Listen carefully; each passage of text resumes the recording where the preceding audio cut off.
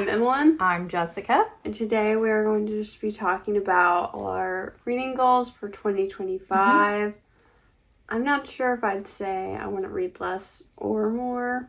Probably just focus on the quality more. Just better. Yeah, just better overall. That's fair. I mean, we have goals, but it doesn't necessarily mean they're better than last year's I feel like a lot of people are like, I want to read less. I want to not look at Goodreads ratings and like obsess before I buy a book. I want to read based on what I think. I never do. I do. Which is really bad of me. Why do I do that? It's like I think I'm trying to justify my purchase. Yeah.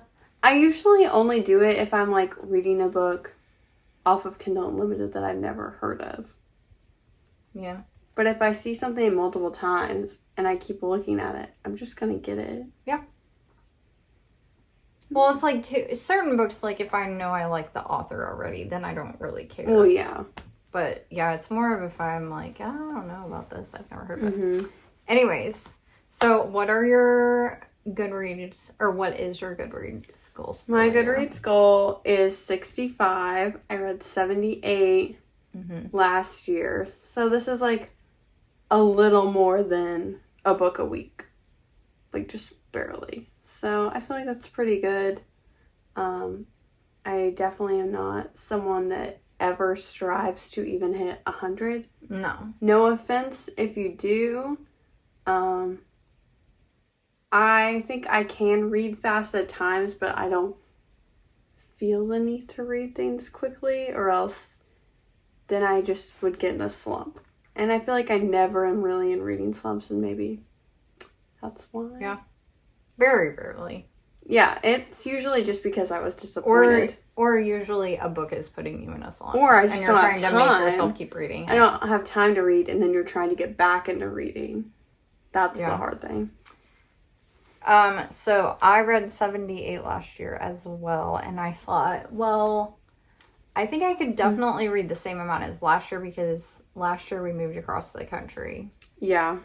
And so there was moving and packing and unpacking and getting settled and all that. So I decided to make mine 75. And I feel like last year I didn't really capitalize on audiobooks that much. So I'm going to try to do that better this year. And I'm going to try to make it either like memoirs is what I'm going to try to do with audiobooks, or books I've already started that I'm already into. I can't just start a book on audiobook. Fantasy. I have to kind of already have my bearings with the book to be able to listen to it. So yeah, that's my ideal scenario. Audiobooks for things I don't want to be doing in the first place, like working out. Yeah. Like, okay, if I'm reading and I'm saying I don't want to work out because I'm reading, I'm gonna read while I work out. Or things you are just like you have to do them, like driving, cleaning. You might as well do something you enjoy while you're doing something you don't enjoy. So exactly. So next we're going to talk about books we're excited about that are coming out this year. So what do you got? I had a really hard time narrowing it down. We chose just to talk about 5 because if I don't set a number, I'm just going to keep going. It was like as I was looking at my want to read, I just kept thinking. I'm going to start with one that was announced today, and that is Wild Reverence by Rebecca Ross, which is an adult fantasy novel set in the same world as Divine Rivals. I just read the synopsis like right before we filmed this because I hadn't had a chance to yet, and it sounds so good. I'm so excited. I'm kind of fuzzy on my memory about the names. Do we know who these people are? Can someone tell me? Because, I mean, I read those books like a year ago, so the names of the side characters aren't sticking out to me that much. So let me know if we know who these people are already. And then I have Fallen City by Adrienne Young, which is like a Greek Roman mythology fantasy story. I'm not sure if this is adult or YA. I have a feeling it's YA. I'm not sure why I think that, but I'll put covers for these on the screen if we have them. And then I have Alansa Wide by Erin A. Craig. This is also an adult debut for her. It sounds really good. Can't remember what it's about. Doesn't matter. There's just so much going on. Doesn't matter. So many things announced. Then on like a lighter note, because these are all probably going to be depressing, we have Great Big Beautiful Life by Emily Henry. This seems like it's going to be kind of literary fiction-ish. I know she said that this was like different than her other books, but I do feel like even though her books are romance, they do have touches of literary fiction, so I'm interested to see where this one goes. And then we have Accomplice to the Villain, which is in the Assistant to the Villain series. I'm really not sure how many books are in this series. I don't think it's a trilogy though, unless I'm crazy. But the cover of this one especially is so cute. I'm so excited. I hope we still have the millions of POVs that we did in the second book. Okay. So one of the first books that I'm excited about comes out in just a few weeks. I'm pretty sure. I know it comes out in February. Rebel Witch is the second book in the Crimson Moth series. The first book was Heartless Hunter, and boy did it end on a cliffhanger. Yeah. So I am very excited to see. I'm scared. Yeah. I'm scared that I'm not going to like it as much. And I since it know. is a duology. Yeah, Please. it's like when you know things are duologies, it's like, okay, this is your chance to wrap things up like the way that I want it to. Which, So like, if this it is a known fact that there's a love triangle. I just hope she doesn't abuse it to where, like, you don't like anyone no matter what. Yeah, that's true. And then obviously we have Sunrise on the Reaping, which is Haymitch's story in the Hunger Games. That comes out in March. I have not read Ballad of Songbirds and Snakes yet, so maybe one of my goals should be to do that first. But Haymitch has always been my favorite character.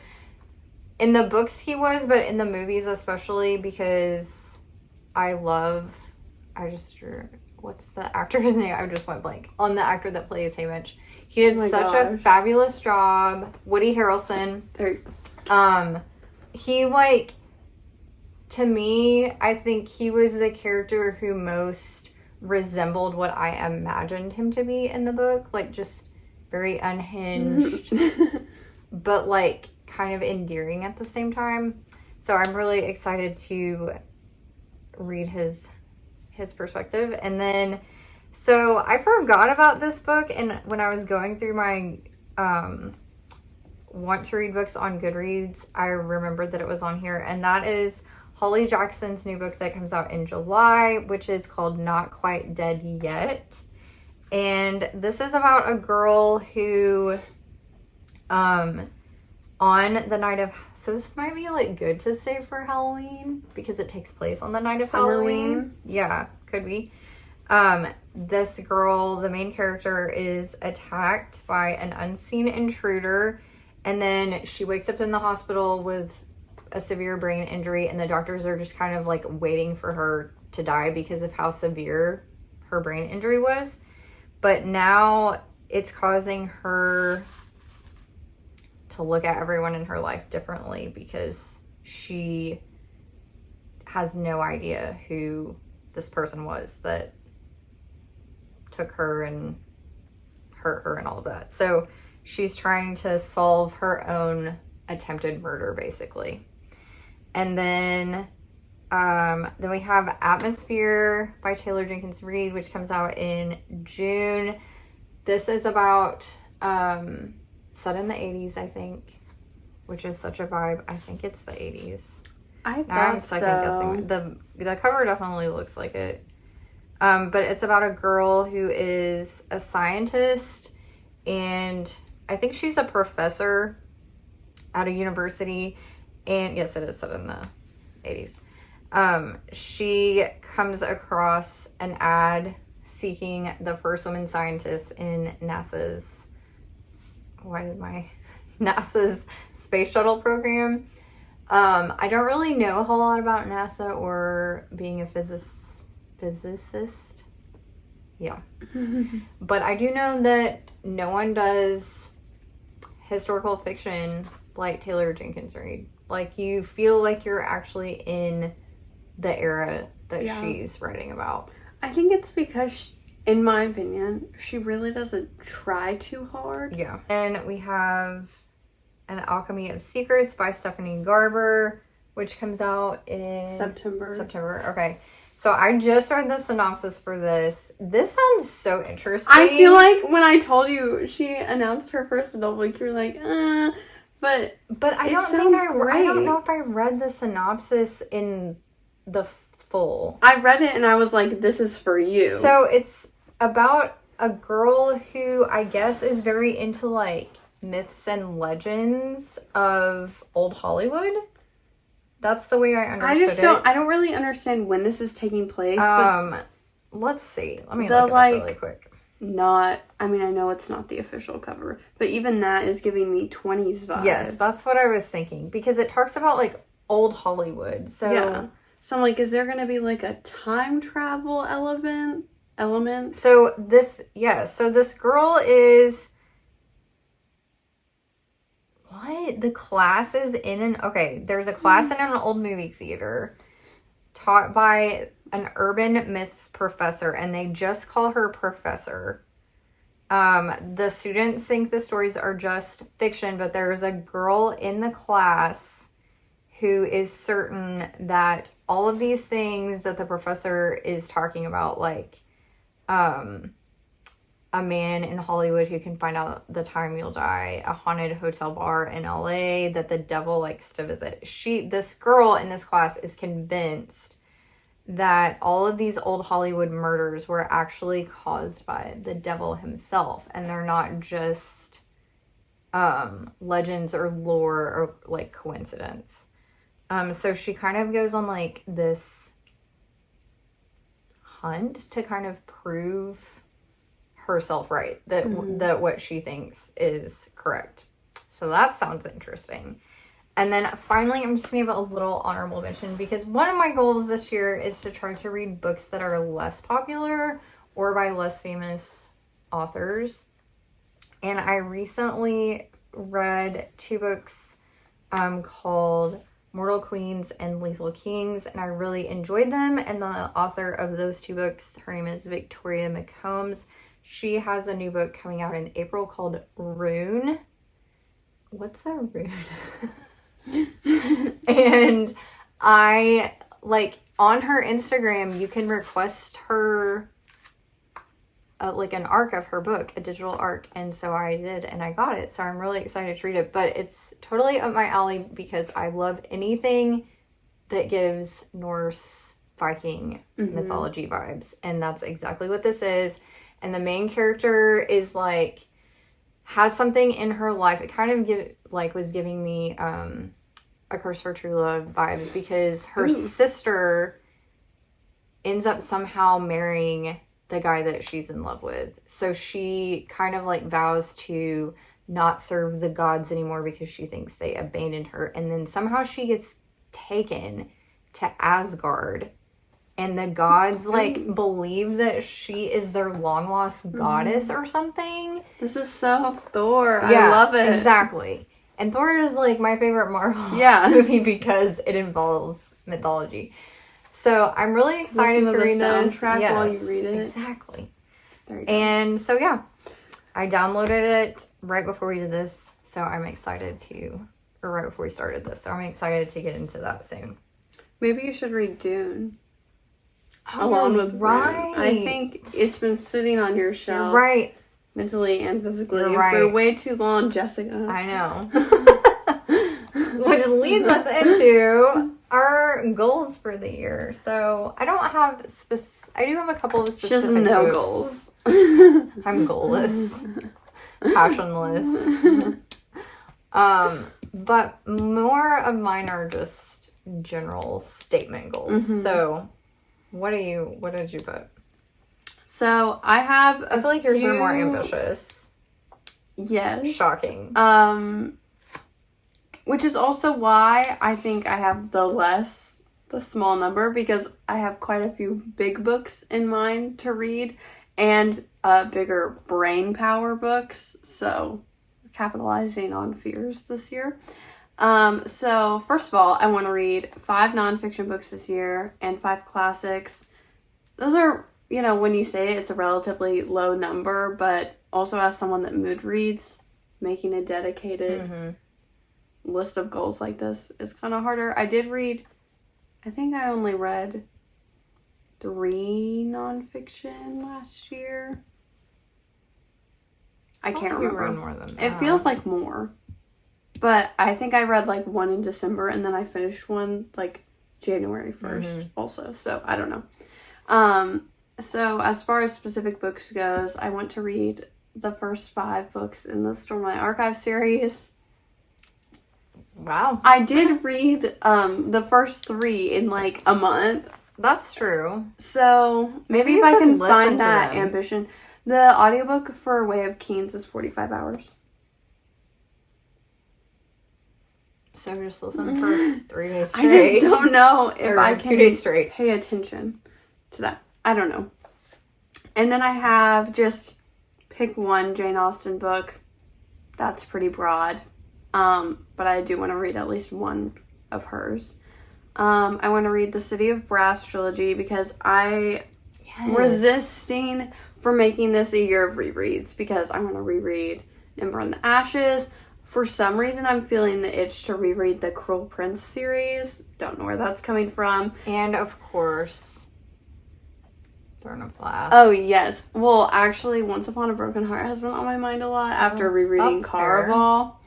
So I'm like, okay, I need to read like upgraded versions and then I can go back. Like City of Brass is like the adult version of Ember in the Ashes in my head. So I want to read that before I let myself reread an Ember in the Ashes.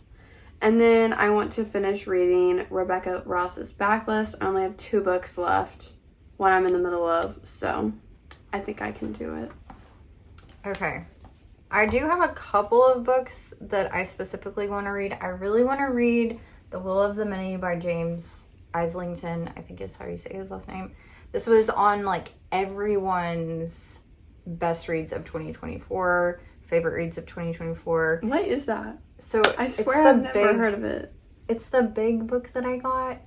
It's like Roman inspired. Okay, I was picturing just something about his name, like a nonfiction book. No. I don't know why. So I really want to read that. It's the only. I'm pretty sure it's going to be a series, but it's the only one out. I want to finish the Red Rising series because I was like. The series was par for me until the last book, and the last 30% of the last of Morningstar like really did me in emotionally, and it made me want to continue the series. So there's 3 more of those to read. I want to read a John Gwynne book.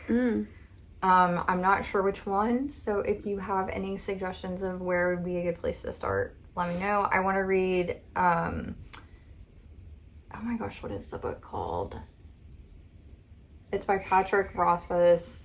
Name of the Wind? Yes, I want to at least read that book to see if I want to continue with that series because I do own that book.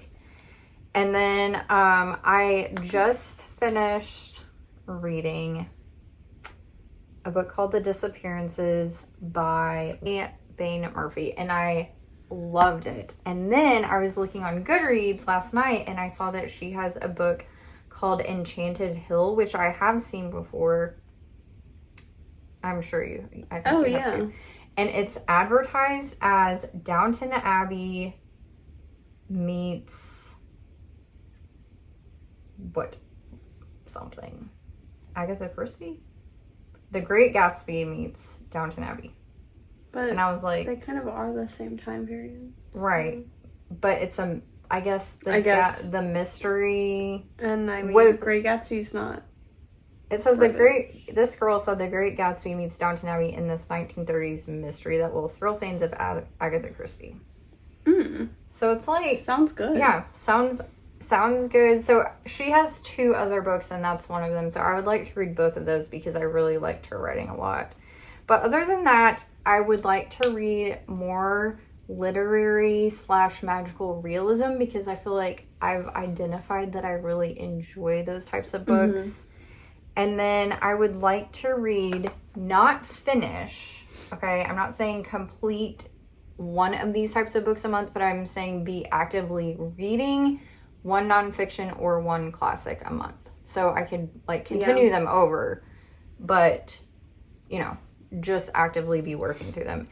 2 classics that I would like to read are Ellen Montgomery's The Blue Castle, which is like a romance, like a Regency romance, and then Jane Eyre, because I always talk about how I want to read Jane Eyre. I love the movie so much, but I just need to read it.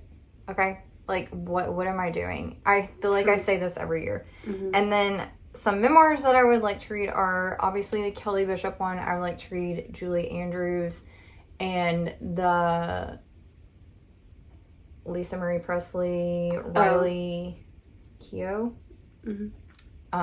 memoir about, you know, being related to Elvis Presley. So those are some that are on my radar and actually actively on Hold It's Library. Oh, also the Sherry Frank. Yes, the Sherry Frank book, which I just looked on Libby and it said it lapsed my hold because it came in and I didn't download it. I didn't know it came in. Sherry Frankie book about, it's called The House of My Mother, about being in her abusive household with her crazy mother and escaping. And how she'll probably never have a relationship with her mom again, I'm assuming. Which is tragic. I'm very invested in that book because I've listened to the podcast about them, which is fascinating. So yeah. I have one more to add. Okay. I need to get back into Robin Hobb. Yes. My gosh. She's a queen. Oh my gosh. I have to finish Assassin's Quest. That is my goal. That should be my #1 priority for this year. I do even know what's going on. Yes, absolutely. I mean, totally do. It is so depressing. I do know what's going on. And I binge read the Assassin's Apprentice trilogy, and then I never read anything else. And everything with the full he carries through like all the books. Literally, what is wrong? Okay, you're right. You're so right. Honestly, I feel conviction by moving screwed up all my fantasy reading last year. I was a major romance reader, which no hate, do what you want, but that's just not. I started that book. I started Assassin's Quest, and it's the one that we have is hard copies or hardback, so it's very hard to read. So I got the digital one. I've been on hold forever for the digital copy. I'm like 300 pages in. I know exactly what's going on. I mean, that's how I am with Rhythm of War, and I said I'm gonna start over the whole series. So here we go. I don't feel like I would start over anything, but I might need a Here's refresher. why I want to start over. I was watching Reagan's vlog from Project, and when she was reading it, she was like, I just wish I would have reread this because it's making me think of things that I could have caught on to. I miss these characters, and now it's going to be forever till the next one. So I'm like, okay, I should just you might start as over. well. Like, it is going to make you want to go back and read it. It's probably going to be like 5 more years. Yeah. Literally, before the next installment starts. So, yeah. Might as well. Anyways, those are some things we're hoping to check off our list for the year. Hopefully I'm feeling motivated. Yeah, hopefully, we check them off and don't just look at them. Yeah. No, I'm feeling convicted by the Robin Hobb thing for sure. I'm gonna add that to my list right now. Yeah. But let us know if there are anything we should prioritize. If you've read a John Gwynne book, let me know which one I should start with to maybe ease into his worlds or his writing. If you have any memoir suggestions, I'm always open to suggestions for those. So, yeah. We hope you enjoyed this video. Hope you have some good goals too. And hope you achieve them. yes. Hope you check them off your list. Nothing is a better feeling than checking something off your list. That's true. Especially now that I have Goodreads and Fable and I get to mark a book as read twice. Yeah. Wow. You're right. You're so right. Oh my gosh, and I can go take books off of my Notion TBR. Because I cataloged all of my unread books into Notion, and it's very satisfying to delete them off of my list. That's true. So many things. So many things to So exciting. Anyways, we'll see you in our next video. Bye-bye.